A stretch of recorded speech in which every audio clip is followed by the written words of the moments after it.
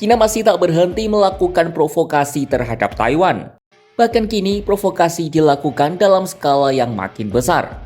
Kamis 11 Juli 2024, Kementerian Pertahanan Taiwan menyebut pihaknya mendeteksi 66 pesawat militer China di sekitar pulau itu dalam kurun waktu 24 jam.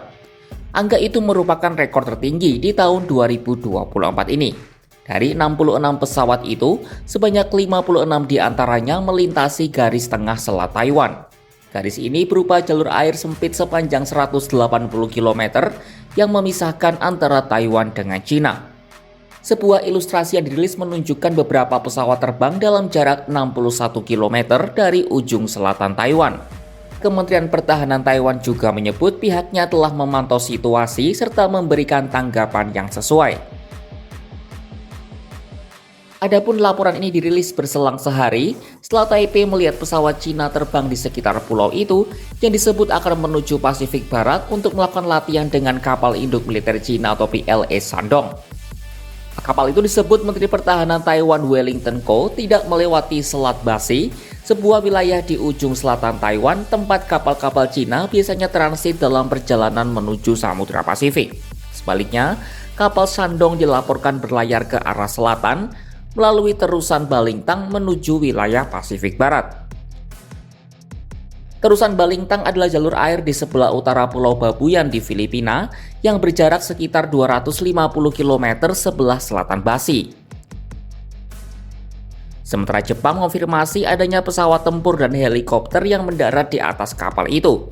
Pertanyaan berikutnya, apa faktor yang membuat China melakukan provokasi ini ke Taiwan?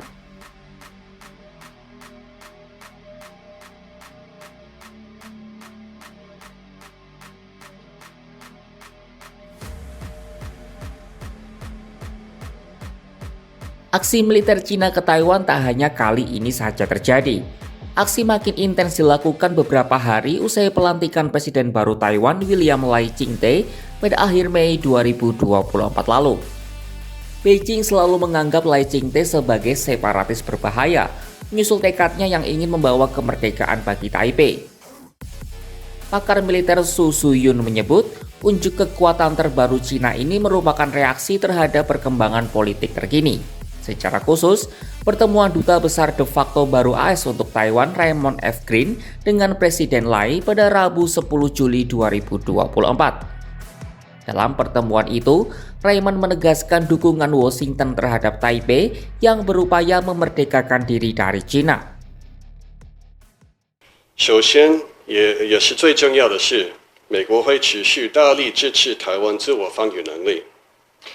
我们对台湾海峡的和平与稳定有着共同而且长远的利益，这对印太地区还有全球的安全与繁荣极大重要。美国将继续支持台湾，这符合美国长久以来以台湾关系法、3个联合公报和6项保证为指导的一种政策。 Sementara Presiden Lai menyebut AS dan Taiwan adalah mitra kuat yang berupaya menjaga perdamaian dan stabilitas regional. Lai juga menegaskan komitmennya untuk menjaga status quo di Selat Taiwan. 台湾和美国是彼此坚实的伙伴，积极维护区域的和平稳定发展。面对中国一再挑战，并试图改变台海现状，台湾作为国际社会负责任的一员。 将致力维持现状，也会跟美国及理念相近国家密切合作，为区域的繁荣发展奉献心力。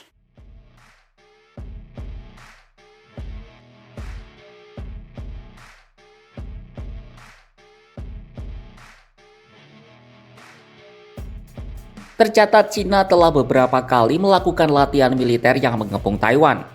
Paling besar terjadi pada akhir Mei 2024 lalu saat China melakukan latihan militer bertajuk Joint Sword 2024A. Latihan ini berfokus pada patroli kesiapan tempur laut dan udara, penguasaan kendali medan perang yang komprehensif, dan serangan presisi gabungan terhadap sasaran utama musuh. Latihan ini dilakukan hanya beberapa hari usai pelantikan Presiden baru Taiwan William Lai Ching-te. Taiwan mencatat latihan itu diikuti oleh 62 pesawat militer dan 27 kapal angkatan laut. Pesawat yang ada termasuk jet tempur Su-30 dan pesawat pengebom H-6 berkemampuan nuklir.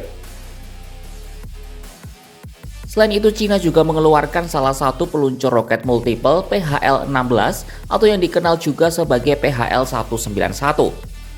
PHL-16 merupakan salah satu senjata buatan dalam negeri Cina, tepatnya oleh pabrik Norinco Corporation di Provinsi Shanxi.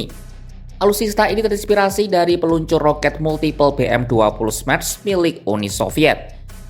Peluncur roket itu mampu membawa 8 rudal jenis Fire Dragon yang memiliki panjang sampai 8 meter.